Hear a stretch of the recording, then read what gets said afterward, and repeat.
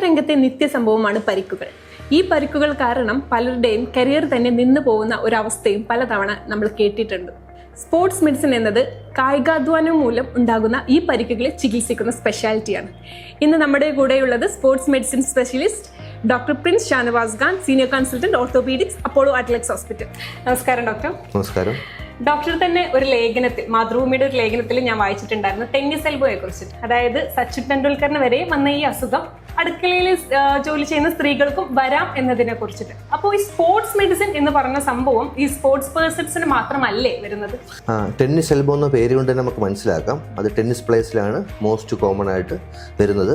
ഇല്ലെങ്കിൽ ആ അസുഖം, ടെന്നീസ് എൽബോ എന്ന് പറഞ്ഞ അസുഖം ആദ്യമായിട്ട് നമ്മൾ ഫേമസ് ആയത് അല്ലെങ്കിൽ ആദ്യമായിട്ട് കണ്ടുപിടിച്ചത് അല്ലെങ്കിൽ കോമൺ ആയത് ടെന്നീസ് പ്ലേയേഴ്സിലാണ്. എന്തുകൊണ്ട് ടെന്നീസ് പ്ലേയേഴ്സിൽ അത് കോമൺ ആയെന്നുള്ളതിനെ കുറിച്ച് എക്സ്പ്ലെയിൻ ചെയ്യുമ്പോൾ മനസ്സിലാവും. ശരിക്കും ടെന്നീസ് എൽബോ എന്ന് പറഞ്ഞാൽ നമുക്കൊരു ഗ്രൂപ്പ് ഓഫ് മസിൽസ് ഉണ്ട് ഈ കയ്യിലെ. ഇതിൻ്റെ എക്സ്റ്റൻസർ മസിൽസ് എന്നാണ് പറയുന്നത്. ആ മസിൽസിൻ്റെ ഓവർ യൂസ് കാരണം, അതായത് അമിതമായ ഉപയോഗം കാരണം ചെറിയ മൈക്രോ ട്രോമ, ചെറിയ ഇഞ്ചുറി വന്നത് അത് മെല്ലെ മെല്ലെ കൂടി വന്നിട്ടാണ് ഈ ടെന്നീസ് എൽബോ വരുന്നത്. ക്ലാസിക്കലായിട്ട് നമുക്കിനെ നോക്കി അറിയാൻ പറ്റും. നമ്മുടെ റിസ്റ്റ് നമ്മൾ എക്സ്റ്റെൻഡ് ചെയ്യുമ്പോൾ ഇവിടെ ടെൻഡർനെസ് അല്ലെങ്കിൽ പെയിൻ ഉണ്ടെങ്കിൽ അതാണ് അതിൻ്റെ ഒരു ക്ലാസിക്കൽ ഫീച്ചർ. അപ്പോൾ എന്തുകൊണ്ടാണ് വരുന്നത്? നമ്മുടെ ഈ മസിൽസ് കൂടുതൽ ഉപയോഗിക്കുന്നത്. അപ്പോൾ എന്തുകൊണ്ടാണ് ടെന്നീസ് പ്ലേയേഴ്സിൽ അത് വരുന്നത്? അവർ ബാക്ക് ഹാൻഡ് ഷോട്ട് കളിക്കുന്നവർക്ക് കൂടുതലായിട്ട് നമ്മൾ ഈ ഗ്രൂപ്പ് ഓഫ് മസിൽസാണ് ഉപയോഗിക്കുന്നത്. അപ്പം ടെന്നീസ് പ്ലേയേഴ്സിൽ ബാക്ക് ഹാൻഡ് ഷോട്ട് കളിക്കുന്നവർക്ക് ആണ് കോമൺ ആയിട്ടുള്ളത്. അതുകൊണ്ടാണ് അത് ടെന്നീസ് എൽബോ എന്ന പേര് വന്നത്. പക്ഷേ നമുക്കറിയാം ടെന്നീസ് പ്ലേയേഴ്സ് മാത്രമല്ല ഈ മസിൽസ് ഉപയോഗിക്കുന്നത് ഇപ്പം സ്ത്രീകൾ, തുണി പിഴിഞ്ഞ് കഴിയുന്ന സ്ത്രീകൾ, അല്ലെങ്കിൽ വെയിറ്റ് എടുക്കുന്ന സ്ത്രീകൾ, ബക്കറ്റ് വെള്ളം എടുക്കുന്ന, അപ്പോൾ അവർക്കൊക്കെ ഇത് കോമൺ ആയിട്ട് വരാം. കാരണം മെക്കാനിസം സെയിം തന്നെയാണ് എല്ലാ ആൾക്കാരിലും. നമ്മൾ തന്നെ നോക്കിയാൽ മതി. നമ്മളൊക്കെ ഇത് അറിയുന്നത് എങ്ങനെയാണ്? സാധാരണ ആൾക്കാരൊക്കെ ഇത് അറിയുന്നത് സച്ചിൻ തെണ്ടുൽക്കർക്ക് ടെന്നീസ് എൽബോ വന്നപ്പോഴാണ്. അപ്പോൾ സച്ചിൻ തെണ്ടുൽക്കർ ബാറ്റ് ഉപയോഗിച്ചിട്ട് ഈ ഷോട്ട് കളിക്കുന്നത്. അപ്പോൾ ക്രിക്കറ്ററായ ഒരാൾക്കാണ് നമ്മൾ ശരിക്കും ടെന്നീസ് എൽബോയെക്കുറിച്ച് ഫേമസ് ആകാൻ കാര്യം സച്ചിൻ തെണ്ടുൽക്കറാണ്.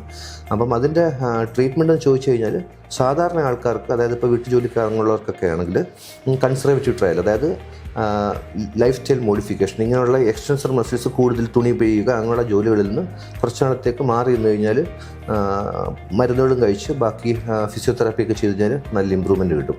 പക്ഷേ അതൊരു അത്ലറ്റിൻ്റെ കരിയർ, എസ്പെഷ്യലി ഹൈ എൻഡ് അത്ലറ്റ്സിൻ്റെ കാര്യം വരുവാണെങ്കിൽ അപ്പോൾ അവർക്ക് റെസ്റ്റ് ചെയ്യുക എന്ന് പറഞ്ഞാൽ അവരുടെ പ്രൈം പീരീഡിലായിരിക്കും ചിലപ്പോൾ ഈ ടെന്നീസ് എൽബോ വരുന്നത്.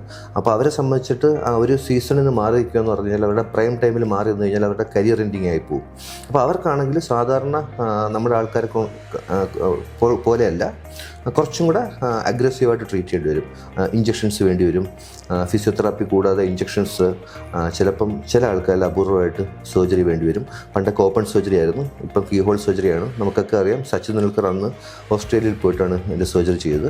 പക്ഷേ ഇപ്പം നമുക്ക് ഈ ഫെസിലിറ്റിയൊക്കെ ഇവിടെ അവൈലബിൾ ആണ്. അപ്പോൾ ഹൈ എൻഡ് അത്ലറ്റ്സിൻ്റെ ചികിത്സയും സാധാരണ ആൾക്കാരുടെ ചികിത്സയും കുറച്ച് വ്യത്യാസമുണ്ട്. കാരണം രണ്ടുപേരുടെയും ഡിമാൻഡ്സ് വ്യത്യാസമാണ്. അപ്പം ഏറ്റവും ലേറ്റസ്റ്റ് എന്ന് വെച്ചാൽ ആർത്രോസ്കോപ്പിക് ട്രീറ്റ്മെൻ്റ് ആണ് ഏറ്റവും ലേറ്റസ്റ്റ് ആയിട്ടുള്ളത്. എസ്പെഷ്യലി ഹെവി വർക്ക് ചെയ്യുന്ന ആൾക്കാർക്ക്, ഹൈ എൻഡ് അത്ലറ്റ്സിനൊക്കെയാണ് അതിൻ്റെ ആവശ്യമുള്ളത്. ഇപ്പോൾ ഈ സ്പോർട്സ് പേഴ്സൺസിനെ കുറിച്ച് പറയുകയാണെങ്കിൽ തന്നെ അവരുടെ കരിയറിനെ വരെ ബാധിക്കാൻ പറ്റുന്നതാണ് ഈ സ്പോർട്സ് പരിക്കുകൾ എന്ന് പറയുന്നത്. അതിൽ തന്നെ ഏറ്റവും ഒരു മിത്തായിട്ടോ അല്ലാതെയോ യൂഷ്വലി പറയുന്ന ഒരു സംഭവമാണ് സ്പോർട്സ് പരിക്കുകൾക്ക് ഏറ്റവും വേണ്ടത് റെസ്റ്റ് ആണെന്നുള്ളത്. തീർച്ചയായിട്ടും നമ്മൾ ഒരു പരിക്ക് വന്നു കഴിഞ്ഞാൽ ഏറ്റവും ഇമ്പോർട്ടൻ്റ് ആയിട്ടുള്ളത് ഡയഗ്നോസ് ചെയ്യുക എന്നുള്ളതാണ്. ഡയഗ്നോസ് ചെയ്ത് കറക്റ്റായിട്ട് ട്രീറ്റ് ചെയ്യുക എന്നുള്ളതാണ്. അപ്പം നിങ്ങളൊരു ഹൈ എൻഡ് അത്ലറ്റ് ആണെങ്കിൽ ഇഞ്ചുറീസ് അൺഅവോയ്ഡബിളാണ്, വന്നിരിക്കും. അപ്പോൾ ഏറ്റവും ബെസ്റ്റായിട്ട് അതിന് പ്രിവെൻറ്റ് ചെയ്യുക എന്നുള്ളതാണ്, വരാതിരിക്കുക എന്നുള്ളതാണ് ഏറ്റവും എഫക്റ്റീവായിട്ടുള്ള മാർഗം. പിന്നെ വന്നു കഴിഞ്ഞാൽ അതിൻ്റെ സിവിയറിറ്റി അനുസരിച്ചായിരിക്കും ട്രീറ്റ്മെൻറ്റ്. അപ്പം ചെറിയ ഇഞ്ചുറീസ്, അതായത് സ്പ്രെയിൻസ്, ചെറിയ ഇഞ്ചുറീസൊക്കെ ശരിക്കും നമ്മൾ റെസ്റ്റ് കൊടുത്ത് സമയം കൊടുത്തു കഴിഞ്ഞാൽ തന്നെ അത് ഹീലായി മാറിക്കോളും. ഈ സ്പോർട്സ് ഇഞ്ചുറി അല്ല, ഏത് ഇഞ്ചുറി ആയാലും, ഒരു ഫ്രാക്ചർ ആയാലും ഏത് ഇഞ്ചുറി ആയാലും അതിൻ്റെയൊക്കെ ബേസിക് ആയിട്ടുള്ള ട്രീറ്റ്മെൻറ്റ് പറയുന്നത് വെച്ചാൽ റൈസ് എന്നാണ്. റൈസ് എന്ന് വെച്ചാൽ റെസ്റ്റ്, ഐസ്, സി എന്ന് വെച്ചാൽ കംപ്രഷൻ, ഇ എന്ന് പറഞ്ഞു കഴിഞ്ഞാൽ എലവേഷൻ, പൊക്കി വെക്കുക എന്നുള്ള. അപ്പോൾ എന്ത് ഇഞ്ചുറി, ഒരു ഫ്രാക്ചർ വന്നാലും നമ്മൾ റോഡിൽ അല്ലെങ്കിൽ ഒരു ആക്സിഡൻറ്റ് വന്നു കഴിഞ്ഞാൽ, ഇല്ലെങ്കിൽ ഒരു കളിക്കുമ്പോൾ ഒരു ഫ്രാക്ചർ വന്നാൽ, എന്ത് ഇഞ്ചുറി വന്നാലും റെസ്റ്റ് കൊടുക്കുക, ഐസ് വെക്കുക, കംപ്രഷൻ കൊടുക്കുക, എലവേറ്റ് ചെയ്ത് പൊക്കി വെക്കുക എന്നുള്ള ട്രീറ്റ്മെൻറ്റ്. അപ്പോൾ ചെറിയ ഇഞ്ചുറീസിനൊക്കെ ഇത് തന്നെയാണ് സ്പ്രെയിന് വേണ്ടത്. പക്ഷേ ഹൈ എൻഡ് അത്ലറ്റ്സ് ആകുമ്പോഴത്തേക്കും ചിലപ്പോൾ അവരിൽ ഹെവി ആയിട്ടുള്ള ഫോഴ്സാണ് വരുന്നത്. അപ്പോൾ ഈ സ്പ്രെയിൻ മാറിയിട്ട് ടയർ ആവാം. ടയറായി എന്ന് വെച്ച് കഴിഞ്ഞാൽ സ്പ്രേ എന്ന് വെച്ചാൽ വലിഞ്ഞു പോകുന്നതിനാണ്, ടയർ എന്ന് വെച്ച് കഴിഞ്ഞാൽ കീറിപ്പോകുന്നതിനാണ്. കീറിപ്പോയി കഴിഞ്ഞാൽ ചില ആൾക്കാർ അതിന് സർജിക്കൽ ഇൻ്റർവെൻഷൻ വേണ്ടി വന്നിരിക്കാം. അപ്പോൾ സർജിക്കൽ ഇൻ്റർവെൻഷൻ്റെ ഇപ്പോഴത്തെ ഏറ്റവും പ്രധാനപ്പെട്ട ഒരു മുമ്പോട്ടുള്ള നമ്മുടെ യാത്രയിൽ ഏറ്റവും ഇമ്പോർട്ടൻ്റ് ആയിട്ട് വന്നേക്കുന്നത് കീ ഹോൾ സർജറിയാണ്, ആർട്രോസ്കോപ്പിക് സർജറിയാണ്. അതാകുമ്പോൾ ഗുണം എന്ന് വെച്ച് കഴിഞ്ഞാൽ വളരെ ചെറിയ ഇൻസെഷനിൽ കൂടെ 2-3 സ്റ്റിച്ചുകൾ മാത്രമേ കിടത്തുള്ളൂ. അതിൽ കൂടെ തന്നെ നമുക്ക് ഇഞ്ചുറീസ് ട്രീറ്റ് ചെയ്യാൻ പറ്റും. റിക്കവറി വളരെ ഫാസ്റ്റ് ആയിരിക്കും, പെയിൻ വേദന വളരെ കുറവായിരിക്കും. അതാണ് എൻ്റെ ഏറ്റവും അഡ്വാൻറ്റേജ് ആയിട്ടുള്ളത്. അപ്പോൾ ഈ യൂഷ്വലി കണ്ടുവരുന്ന ഈ സ്പോർട്സ് പരിക്കുകൾ ഏതൊക്കെയാണ്? ഇപ്പോൾ നമ്മൾ നേരത്തെ പറഞ്ഞു സച്ചിൻ ടെണ്ടുൽക്കർ ബാധിച്ച, അതല്ലാണ്ട് വരുന്ന സ്പോർട്സ് പരിക്കുകൾ. ശരിക്കും സ്പോർട്സ് പരിക്കുകൾ നമ്മൾ നോക്കിയാൽ അറിയാം. നമുക്ക് വീക്കെൻഡ് വാരിയേഴ്സ് ഉണ്ട്. അതായത് പ്രൊഫഷണൽ അല്ലാത്ത ആൾക്കാർ, പ്രൊഫഷണൽ അത്ലറ്റ്സ് അല്ലാത്ത വീക്കെൻഡ് വാരിയേഴ്സ് ഉണ്ട്. ഇപ്പോൾ നമ്മളെ കണക്കുള്ള ആൾക്കാർ എസ്പെഷ്യലി 40 വയസ്സ് കഴിയുമ്പോഴത്തേക്കും ഫിറ്റ്നസ് ഒക്കെ വീണ്ടെടുക്കാൻ വേണ്ടിയിട്ട് അല്ലെങ്കിൽ അസുഖങ്ങൾ ഒഴിവാക്കാനായിട്ട് ഒരു ജിമ്മിൽ പോകും, എക്സസൈസ് ഒക്കെ സ്റ്റാർട്ട് ചെയ്യും. അവരിലാണ് ശരിക്കും ഇഞ്ചുറി കൂടുതലായിട്ട് കണ്ടുവന്നിട്ടുള്ളത്. ഒന്നാമത്തെ കാര്യം വെച്ച് കഴിഞ്ഞാൽ നമ്മൾ പ്രായം കൂടുന്തോറും തന്നെ ഇഞ്ചുറി വരാനുള്ള ചാൻസുകൾ കൂടുതലാണ്. കാരണം നമ്മുടെ മസിൽസിനായാലും ടെൻഡൻസിനായാലും ലിഗമെൻസിനായാലും ഒക്കെ ഇലാസ്റ്റിറ്റി കുറയും. അപ്പോൾ they are prone for injuries.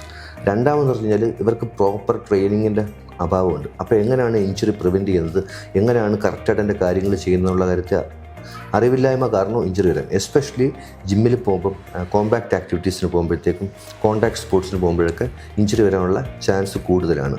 Especially 40 കഴിഞ്ഞ് കഴിഞ്ഞാൽ. അതിൻ്റെ അർത്ഥം നമ്മൾ ചെയ്യേണ്ടെന്നുള്ളതല്ല, ശരിക്കും നമ്മുടെ കാർഡിയാക്ക് ഹെൽത്തിനും ബാക്കി ഹെൽത്തിനും അത്യാവശ്യം വേണ്ട കാര്യങ്ങൾ തന്നെയാണ് എക്സസൈസ്. പക്ഷേ അത് നമ്മൾ ശ്രദ്ധിക്കേണ്ട വെച്ചാൽ ഒരു പ്രോപ്പർ ട്രെയിനറുടെ കീഴിൽ എങ്ങനെയാണ് ചെയ്യേണ്ടത്, പ്രോപ്പർ വാമപ്പിൽ കറക്റ്റായിട്ട് ചെയ്യുക എന്നുള്ളതാണ് ഏറ്റവും പ്രധാനം. യൂഷ്വലി പരിക്കുകൾ വരുന്നത് ഇപ്പോൾ പരിശീലനത്തിലോ അല്ലെങ്കിൽ ഈ ഗെയിം കളിച്ചുകൊണ്ടിരിക്കുമ്പോഴോ ആയിരിക്കാം. സോ ഇത് എങ്ങനെ തടയാൻ പറ്റും? അത് ഞാൻ നേരത്തെ പറഞ്ഞ കണക്ക് തന്നെ പ്രോപ്പറായിട്ട് ട്രെയിനിങ് കിട്ടിയ ആൾക്കാർക്കാണെങ്കിൽ പരിക്കുകൾ വരാനുള്ള ചാൻസ് കുറവാണ്. പക്ഷേ വീക്കെൻഡ് വാരിയേഴ്സിലാണ് ചാൻസ് കൂടുതൽ. പ്രോപ്പർ ട്രെയിനിങ്ങിൻ്റെ എങ്ങനെയാണ് ഇഞ്ചുറി പ്രിവെൻറ്റ് ചെയ്യുന്നുള്ളതിൻ്റെ അറിവില്ലായ്മ കാരണമാണ്. ശരിക്കും ഒരു എലൈറ്റ് അത്ലറ്റ് അല്ലെങ്കിൽ നമ്മൾ ശരിക്കും സ്പോർട്സിലാണെങ്കിൽ നമുക്കാണെങ്കിൽ സ്പോർട്സ് ഫിസിയോ ഉണ്ട്. അതായത് സ്പോർട്സിൽ കൂടുതൽ അറിവും പ്രാഗൽഭ്യമുള്ള ഫിസിയോതെറാപ്പിസ്റ്റ് ഉണ്ട്. അപ്പോൾ അവരുടെ അടുത്ത് പോയിട്ട് ആ സെഷൻസ് അറ്റൻഡ് ചെയ്യുകയാണെങ്കിൽ എങ്ങനെയാണ് ഇഞ്ചുറി പ്രിവെൻഷൻ പ്രോഗ്രാം, അത് ഫിഫയുടെ തന്നെ ശരിക്കും ഫുട്ബോളിൻ്റെ ഇഞ്ചുറി പ്രിവെൻഷൻ പ്രോഗ്രാം ഉണ്ട്. അപ്പം അങ്ങനെയുള്ള കാര്യങ്ങൾ ഏറ്റവും ഇമ്പോർട്ടൻ്റ് ആയിട്ടുള്ള കാര്യങ്ങൾ എസ്പെഷ്യലി അത്ലറ്റ്സിൽ, ഹൈ എൻഡ് അത്ലറ്റ്സിൽ. അപ്പോൾ നമ്മൾ കുഞ്ഞുങ്ങളൊക്കെ ശരിക്കും ഫുട്ബോളിൽ നിന്നൊക്കെ വിടുവാണെങ്കിൽ പ്രോപ്പർ ട്രെയിനർ നമുക്ക് വേണം, പ്രോപ്പറായിട്ട് വാമപ്പ് ചെയ്യണം. ഇങ്ങനെയുള്ള കാര്യങ്ങൾ വളരെ ഇമ്പോർട്ടൻ്റ് ആണ്.